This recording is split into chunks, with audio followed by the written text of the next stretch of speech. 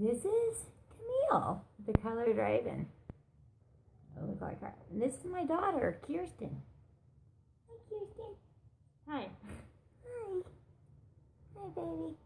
Okay, so we are going to ask each other a question that pertains to our spirituality, and we're going to answer it for each other. We both have kind of crazy hair right now. And she likes the light on, but I'm going to turn this light off. No, it gets it better. Whatever. Alright. I don't like it. It's better. It doesn't matter. It's better now. You get to ask your question from me first that I have to answer. I didn't want to go first.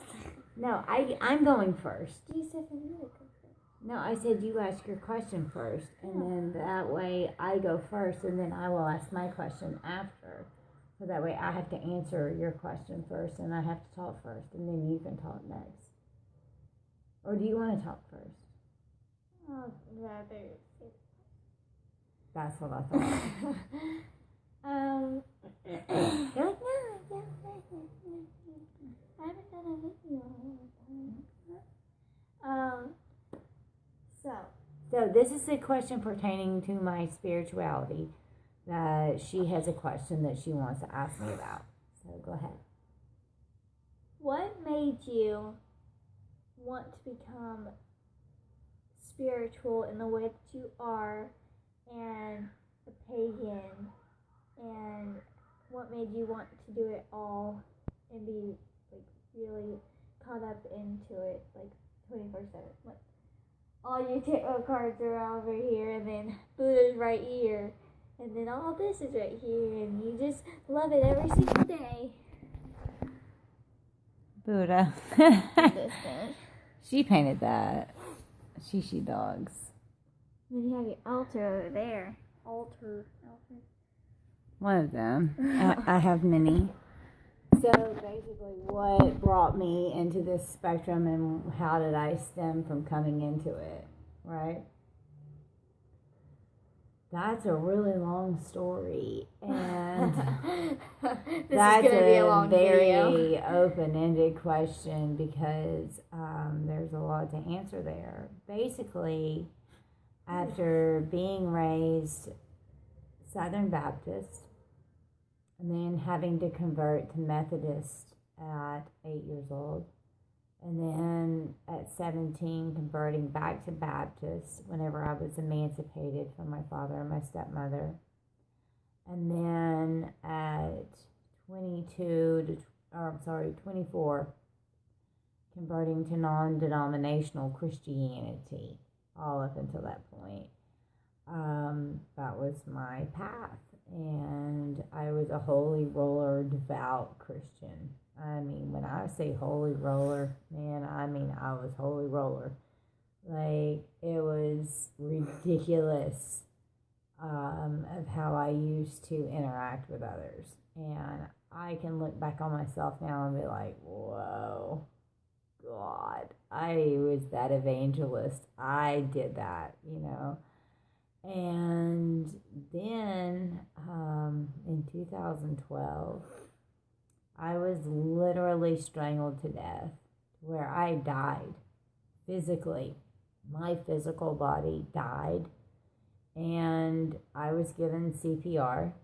I was resuscitated, and I came back in a form that I've not quite ever remembered, especially in one lifetime of being in this way. It was probably what I was supposed to remember that I was, but I was remembering who I was angelically and in that dimensional realm of who I was. And I mean, it was a hard lesson of who I was. It was not an immediate understanding of who I was in my spirit form. It was not at all. And I'm still learning that. I'm still learning and growing with that almost 4 years later. It's something that I have studied. Kirsten, I study like 12 to 18 hours a day down. Oh, I know. I mean, it's ridiculous. What do I do constantly? I study and I learn. I mean, I do everything that I can to progress myself. I bring all of the religions in if it resonates in the spirit. I bring it in as an integration, as a part of the collective consciousness to become part of the whole. And that's the best way that I can put that, because that's what I'm trying to learn and understand of who I am, is the collective consciousness of the whole. So that way I can be one with the light, and I can be a light worker and not a shadow worker, because I am facing my demons every day. I am facing my shadow self and everyone else's that they always bring to me that I counsel.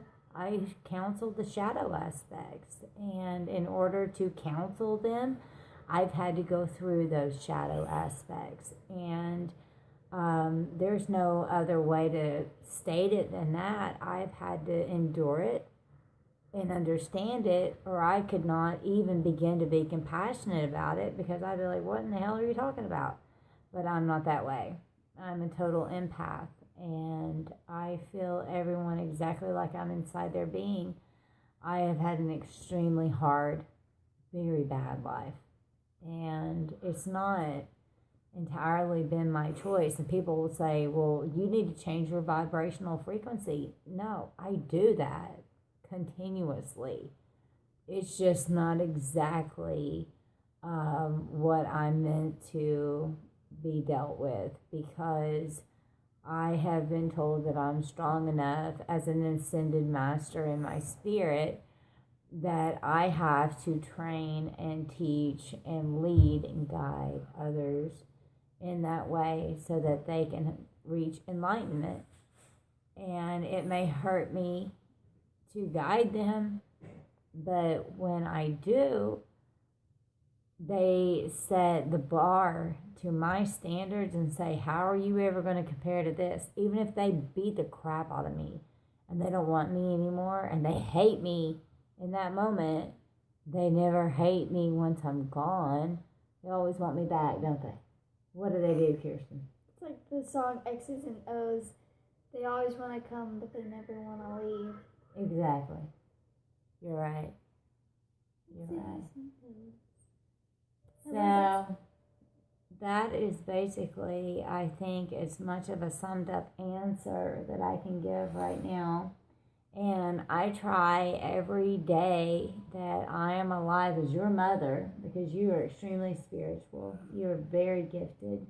You are so blessed. And I wish that I had your blessings and your gifts, because you're so much further advanced than I am. And it's an honor that you're my child. And now I would love to ask you a question. Oh, yay. May I ask you a question? Yeah? This is what the video is about. Exactly. So it's my turn now. It's like I had no choice. But I try to, before we get to my question, I try to encourage your gifts, Anna. I try to work with your gifts. All the time.